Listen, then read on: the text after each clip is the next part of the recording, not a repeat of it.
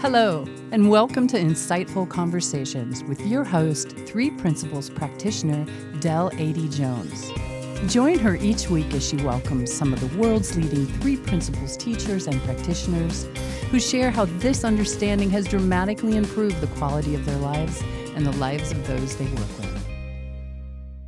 I'm so thrilled to have filmmaker Julian Freeman with me. In 2010, Julian's life took a sharp turn when he nursed his mum through her terminal illness. Life was different after that. New business, new partner, new home, and he found the three principles along the way too. In 2010, he picked up a video camera and hasn't put it down since. As a social filmmaker, he makes films that show just what we are capable of, and this continues to be a journey full of passion and curiosity. Welcome, Julian. Thank you so much for joining us today. It's a pleasure to be here. Oh, wonderful. How are you? It's nighttime for you. It is, yes. Nighttime in wintry England. It's just below freezing today, but beautifully sunny. I was at a big get-together of people who were discussing how to improve the, in inverted commas, mental health services they provide to people in our part of the country. So that was really interesting to meet them and see what they had to say. Yeah, that's wonderful. Well, if you like, you can share a bit of that with me here. Or would you, first of all, before we even get into that, I'd love to hear, it was very intriguing, and I didn't read it in the intro, but I did read in your long bio that your mother said to you while she was terminally ill, she asked you if you're making a living or living a life, which I thought was such a beautiful question to ask of anyone. So was that the pivotal moment in your life, the life-changing moment? I think actually that whole period with her was the change. I mean, it was 6 to 9 months where everything else kind of faded into the background except looking after and being with my mum. And then after she died, there was almost like a kind of silence, a very full silence, because I still had nothing else on my mind. And I didn't even have to look after my mum anymore, if you see what I mean. I mean, there were some arrangements to make post her death, etc. But we almost did that on autopilot. But it just felt like a really, really quiet time, and I found that very special. Yeah. And I wasn't in a place of. In fact, I still haven't grieved for my mum. It's been kind of my proof that we might leave this body, but to me, my mum's never gone. She's always with me. She's always, I might not be able to pick up the phone to her, but I'd always know in any situation what she'd say and how she'd support me, like she did all her life. Yeah. And so that all feels really good even now to have that, still have her as my supporter. Mm-hmm. And for that period of time that she was ill, it was my chance to support her as unconditionally as she had all my life, which was a lovely gift for me to be able to give her in return. I love that. It was really special. You are completely echoing everything that I felt when my mother was passed away. And again, I didn't cry either, because there was I didn't grieve in that way, because I think this understanding is so beautiful in that we understand that we've just gone from the form into the formless and nobody's gone anywhere, and I feel her with me all the time and have little chats to her. So I completely resonate with what you shared there. That was beautiful. And here's the thing, I hadn't discovered the three principles at that point. Yeah. But that again is what's so beautiful, is because they're operating whether we know about them or not. Exactly. So. The main thing that I find is that being aware of how things work just helps you navigate them that bit more easily. I mean, prior to my mum getting her illness, I lived in a world where I felt that it was all down to me, and circumstances were so real, and success and failure were real things to worry about, and I let all that get in the way of enjoying life. So when you think about that question, are you making a living or making life? I think I wasn't making a life because I wasn't allowing myself to enjoy what was here for me here and now. I mean, I had a lovely family and 2 kids, and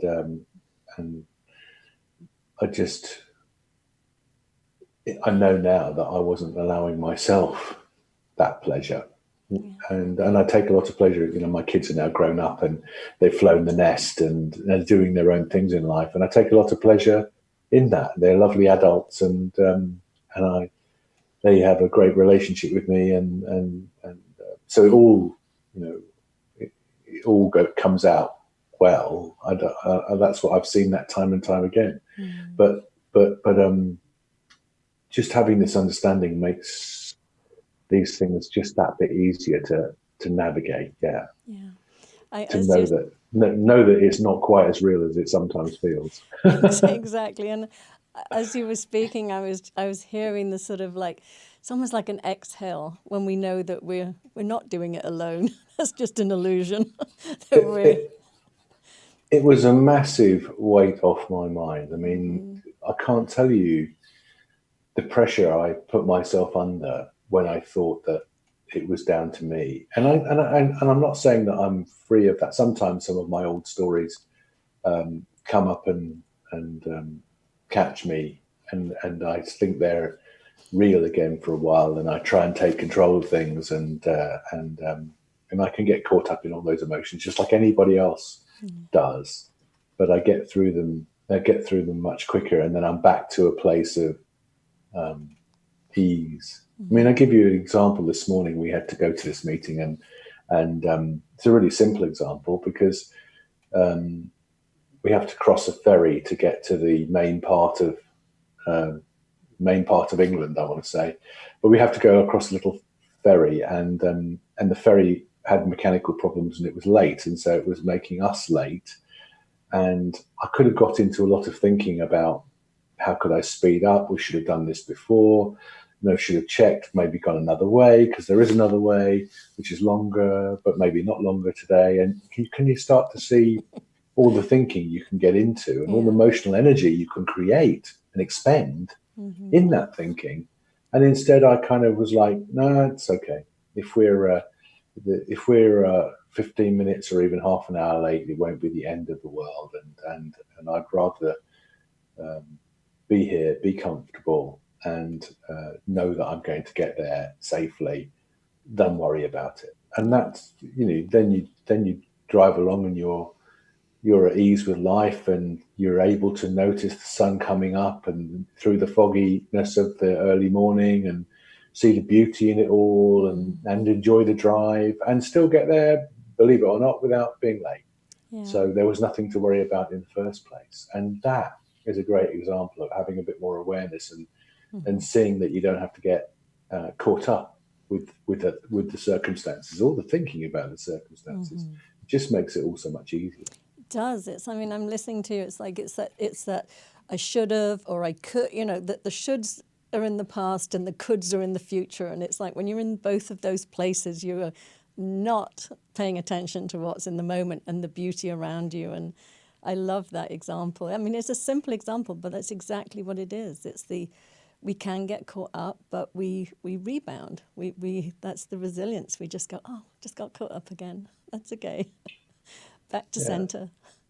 Yeah, and what I find is that happens faster and faster. In the old days, I could have been caught up in that kind of thinking for days, hours, if not days. I don't know, maybe longer. I'm not sure. It's difficult to tell because that's a while ago now. But nowadays, I feel like when I do have those moments, then I get through them much quicker, and so I tend to spend more time enjoying life, which I think everybody would want, right? Yeah, Yeah, absolutely. So, so since 2010, that's when you first came across the principles. How did you come across them? There's a guy in the UK, pretty well-known guy called Jamie Smart, and he Oh, was yes. switching over from NLP.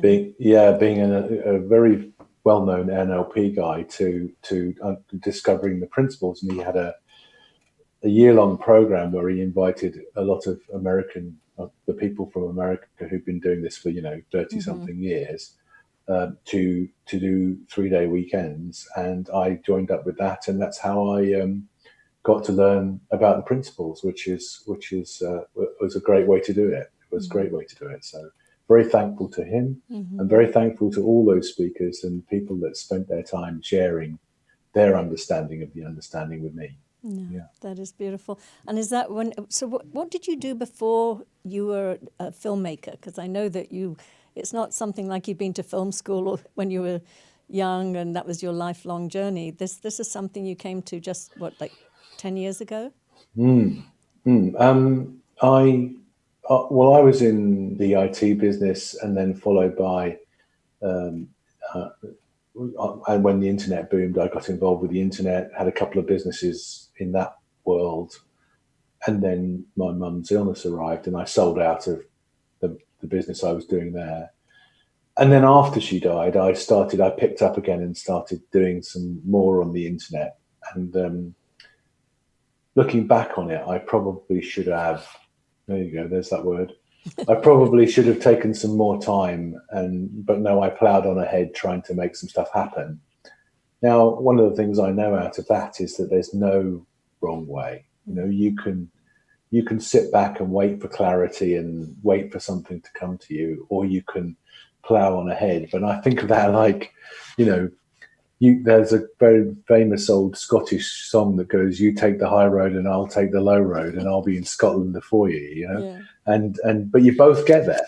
And so whether I took the long road, which I think I did in a way, or took the shorter road, then it still got me where I am now, which is at some point, what I was doing was I was creating info products on the web, and one part of that was videoing, and I realized that the piece that I really enjoyed out of all of that work was the videoing. So I got more and more involved, and it wasn't about conscious enjoyment. It's just one of those things where I just am inspired to pick up the camera, and I'm still inspired to pick up a camera, and I'll see a view or something, take a photo of it, or I'll be inspired to video somebody and I'll have a chat with them, and because I think they'd be really good and help me create something really wonderful. And if they want to do it, then brilliant. And if they don't want to do it, then great. I had a lovely, enthusiastic chat about something that I'm really passionate about. And so it doesn't ever feel like selling or business development or marketing, or I'm not in that world anymore. I just do what feels right. And filming feels right. And I got to the end of 2014 and kind of went, well, if I like this so much, I might as well just do it full time. So I gave up everything else I was doing, and I've been doing it full time ever since. And a lovely journey it's been too, meeting some fantastic people, showcasing some great transformations, helping people share some great messages about this understanding, helping charities and other organizations demonstrate the impact of what they can do for the people that they work with, so that they can help get funding, or they can help attract more people to use their services, etc. That's my way of being of service, and then I produce some little videos that are just me sharing what I know or what I've seen, and I kind of enjoy that too. It's kind of like a nice creative outpouring. And that's lovely too. The process of filming has become for me much less about me doing it and much more about me watching it happen. It's like I put my fingers on the keyboard and see what jumps onto the software editor, and the film gets created, and I get to sit back and go, oh, that's really interesting. I like the way this is going, you know. Mm-hmm. And so again, that brings me back to this, having an understanding of this understanding is like just seeing the bigger picture in play, just seeing how wisdom rises up and creativity rises like through me, like I am the instrument and something else is doing the playing, and that's just a beautiful thing again to be part of. So I love that too. No, and it shows. I love. I've been watching a few of your films now, and particularly the one that you sent me yesterday, the Alone one. That was that you said you shot that at your father's house? Yeah, I mean that was quite interesting again because I was meant to do some writing for a website, and so I was like, right, I'll sit down and write something now. And of course, nothing came to me. And then at some point later, I just, that Alone, the poem, the words, just came to me, and I sat down and typed them out in like 2 minutes. And then after that, it was like, oh, I need to make this into a film. And so I was at my dad's for New Year, and it was snowy, and I thought, oh, brilliant! I'll go outside and shoot some stuff in the snow because that's quite special. Mm-hmm. And I just happened to be there with my cousin. My cousin's not done any video work. He's a photographer, and he had a new camera. So it's like, oh, let's go and have a play with your camera and see if we can shoot this stuff. And that helped me, because it's kind of tricky being the actor and the filmmaker all at the same time. So it gave me a bit more space and freedom to shoot that one with somebody else behind the camera, and so that was fun. And then came back with not really much idea how it was all going to fit together. Found a piece of music that I liked, and then it all started to, well, if that's the piece of music, this bit goes there, that bit goes there. Oh, this is how the words fit in, and all falls together in front of you. And that's another thing that I think is a really good point of this understanding, is a kind of going with the flow thing of when life sends you gifts, like even like making a film like that, you're on the right track when it all falls together really easily. And when it's all tough, when you're trying to force the pieces to happen to make something and get an outcome, then I nowadays think twice about that, because it doesn't feel that great, and that probably means it's not the right opportunity, or it's not the right time, or it's not the right there shouldn't need to be all that effort. So there's a really good way that life shows you the best path for you right now, and you just have to be aware of it and watch for it and listen to it. And so I've got another saying that's quite relevant for me at the moment, which is sometimes things just don't seem to make sense. Life sends you an opportunity, but at the same time they make perfect sense because it feels right, and that's the way to go. And so what I've learned is, over the last 8-9 years, is to go with that. If it doesn't make sense from a logical point of view, that doesn't matter too much, because you're either taking the high road or the low road. Doesn't matter, you're going to get there. The thing is, you never know, do you, quite where there is. But if you're on the path, and you're enjoying it, then that's got to be a great place, hey? Absolutely. I mean, it really has nothing to do with the end result. It's the enjoying the journey as you're on it. I love what you were saying about. I notice too, whenever I'm having to make a decision, or I'm sort of forcing, or trying to work something out, it is my absolute key to just get out of there. It's like I'm obviously up in my head, and I'm not listening for guidance and wisdom if I'm struggling. So I just, like, whatever it is, I just put it aside, and then the natural momentum, the natural guidance, the natural genius has an ability to flow through you when I get out of the way. And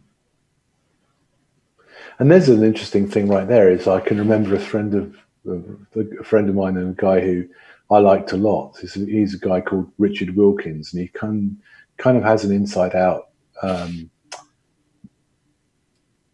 theme to what he speaks of. And he all the time he talks about, you know, genius and our superpowers, etc. And I didn't think of myself in those terms at all. Like I was trained as an engineer, so the engineers are very pragmatic and do what's been done before. And if they are creative, it's about putting a number of ideas that have been done before together and reworking them. So it's not really original. Mm-hmm.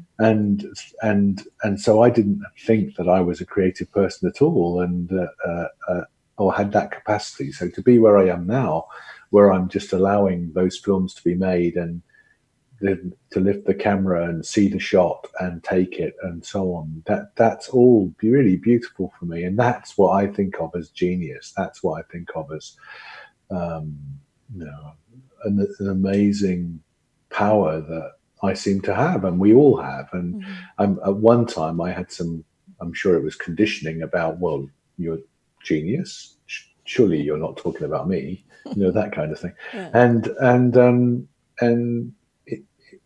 So I very much, when I heard Chip Chipman once upon a time, who's, you know, one of the original crew that sat with Sid Banks, and heard him firsthand. You know, he would say that unlearning is the thing. You've got to unlearn a bunch of stuff, and that's been the case very much for me. So I'm learning that I'm not just an ordinary guy. I have the capability of genius, as we all do, and learning to trust my feeling on stuff rather than trying to make a decision. I've got a great example of that too. So the first house that I ever bought, I'd been just been trained in it was called problem solving and decision making, and I'd just been trained by a body for like 3 days and had to do all that. And so you had to make all these criteria, and you had to evaluate everything by the criteria, and then you had to look at the evaluation and look at some options and And we went to see a bunch of houses, and I said to my wife to be that we would use this method. And so we did. We set it all out, and we scored it and all the rest of it. And guess what? The house that we liked and the house that we bought didn't score the highest in this decision making. And it's classic, you know. We could see exactly why one of the houses had scored much higher, but we knew, both of us, that the house we were going to buy.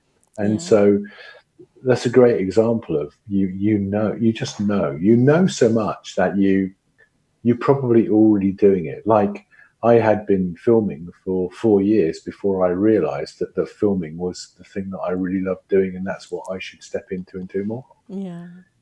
It's often the case, in my experience, that you've already been doing. Like, your thinking is just trying to catch up with something that you've already started doing. And then take credit for it. Well, first of all, it often tries to persuade me that I've got it wrong. You know, you shouldn't be doing that. That's not the right thing to do. No, you should be doing something else. You should be doing this. And then so there's lots of shoulding, and we know what happens when you do that. And then it kind of, as you say, it kind of goes, oh, all right then. If it has to be that, well, we're doing it this way, you know, or this is the way I'm going to see it, or make sense of it, and so on. And again, back to what I was saying earlier, you don't have to do any of that. You're still expending a whole load of emotional energy when you're trying to, when your mind is trying to take control of it all and make sense of it. Making sense of something is just, in my experience nowadays, making sense of something is just not worth it, because you're trying to paint a picture after it's been painted, or I don't know, shut the door after the car horse has bolted. You know, it's what's happened has happened, and the best thing to do is to accept that that's where it's all at, and see what's there, see what is at this new place that you've arrived at because of what you've been doing, and embrace it and go with it. That would be my advice to people. Mm-hmm. No, it is. It's so funny. I mean, the more that I get out of my head, the more that I just go, oh, that is just the wrong direction, the more that I can just really feel that the inner guidance, that genius that you're talking about, that, you know, I call genius God, intelligence behind life, whatever. It's flowing through all of us, and constantly. And it's only when we're looking in the wrong direction that we don't notice it. But it's not an attribute or you know, some people have it, some people don't. Some people are more, you know, brilliant than others. But you know what? We are coming towards the end, believe it or not. This goes so fast. But I know that you do videotapes of fellow 3P people, and you bring them alive. I mean, you have very, very close-up shots. To tell me a little bit about the inspiration behind that. What I've worked on in the last 5 years is a technique that's based on, it started with watching Elsie Spittle doing a webinar, and I just fell into the feeling, just watching her do her webinar. I thought, wow, this is recorded, it's not even live. So there is a fantastic opportunity to create recordings that will allow people to tune into themselves. And so that's what I'm always trying to do, that's my passion, is to help the viewers of my videos tune into themselves, because that's you know, the easiest way to live life. The easiest way to know if you're headed in the right direction or not is to feel into yourself. And the easiest way to do that is by showing up on whoever's in front of the camera. If they can show up and be themselves and share themselves intimately, then they're giving the viewer the permission to do that too. And so what I do is I capture that using a close-up, because you really want to be, you know, you don't want lots of other stuff to look at. You don't need, you know, mirrors on the wall and, you know, stuff that's behind me, etc. in this shot to be able to see the person. In fact, better than that, you want to light it a little bit so that you'll see their face more clearly.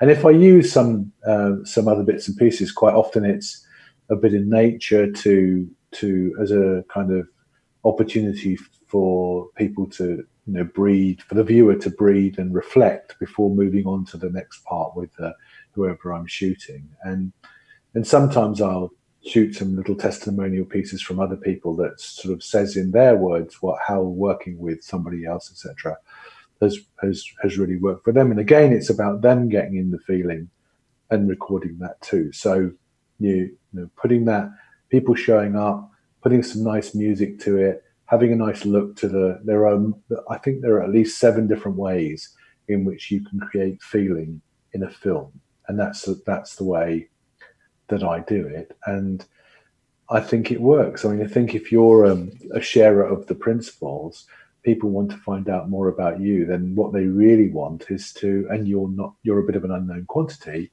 then what people want is to be able to connect with you pretty quickly. And so that's what my films in that instance are about. They're to help people share their message, but to help people who view them get that message and to know quickly whether they want to connect with this person or not. Because you'll, you know, by showing up, by being more visible, using the film, then you attract the right people to work with. And I think that's part of this modern age of media, is to be visible in that way. And I hope to be of service doing that to people, all people. That's beautiful. So tell us how people can contact you to work with you. Yeah, my email address is julian@starsofwellbeing.com, or go to my website, starsofwellbeing.com. You'll find a bunch of films to watch there. And if you want to film yourself, I've made a little series on how to film yourself called Playful on Camera. You can buy it there. It's pretty cheap. If you want to work with me or talk about working with me, you can book a session with me to talk about how that might help you. Now, there are a lot of people. There's two things I wanted to say. Is there's a lot of people in this world who want to share this understanding, just like I do, and they just don't want to get.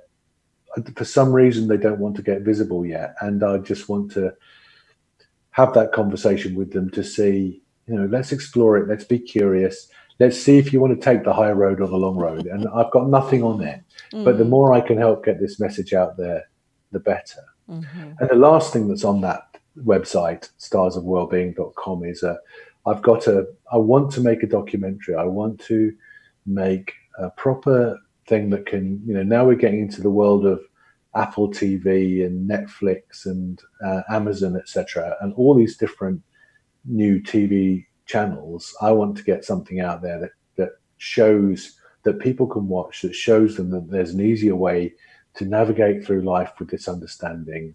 So I want to shoot something there, and what I need for that is some backing to make it. And so go to your website and contact you if you're interested in doing that. Yeah, I'd love to, and I'd love to help people make their films and be more visible. I'd love them to help me carry on making my films, and I'd just love to be more of service to the world, because this understanding has helped me so much, is helping me so much. Exactly. Live a better life. I don't see why everybody shouldn't want to. I know, that's why we do what we do. We have quite parallel lives here. But anyway, unfortunately, we've run out of time. But thank you so much. It's so lovely to spend time with you. And I'm sure I will see you very soon. It's been a pleasure. Thank you very much for having me. Thank you.